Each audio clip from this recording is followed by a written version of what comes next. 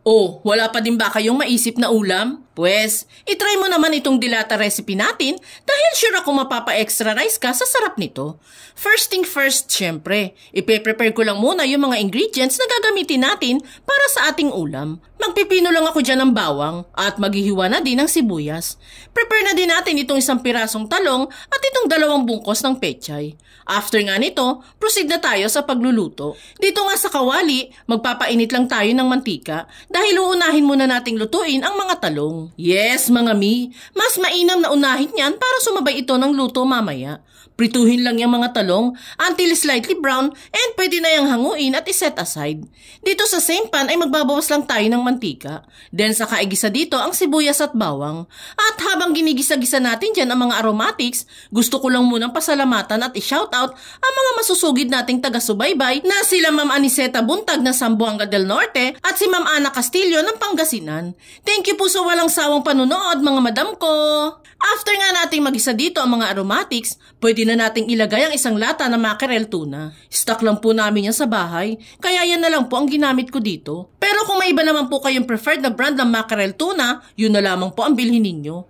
Nananawa na din po kasi ang pamilya ko sa paulit-ulit na lutong ulam.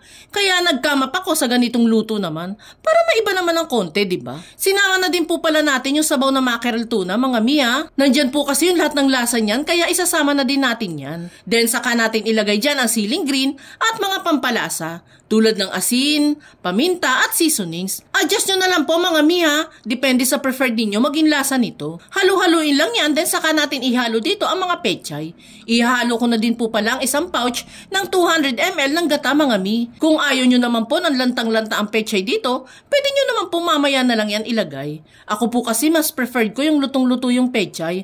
Ayaw ko po kasi ng half cook lang. Takpan at hayaan itong maluto until mag-reduce ito ng sabaw. At kung nakaabot ka sa part ng video natin ito, it means na interesado ka sa ulam recipe na sinishare natin ngayon. At kung sakali pong magugustuhan nyo ito, pwede po bang pakipusuan nyo naman ang video natin? At i-comment nyo na rin sa baba kung taga saan kayo. Malay nyo po, kayo naman ang mai-shoutout ko sa susunod pa nating mga videos. Maraming salamat po! Kapag nag-reduce na nga ang sabaw, tikman naman natin kung may kulang pa ba sa lasa nito. At kung wala na, saka naman natin ilagay yung nakatabi nating pritong talong. Haluin at lutuin na lang yan ang huling 2 minutes at ready to serve na itong napakasimple pero ubod ng sarap na ginataang mackerel tuna. Kaya isave mo na ang video natin mga Mi at ishare mo na din sa mga families and friends mo. Dahil sure akong gaganahan kayong lahat sa pagkain nito once sinubukan ninyong magluto nito.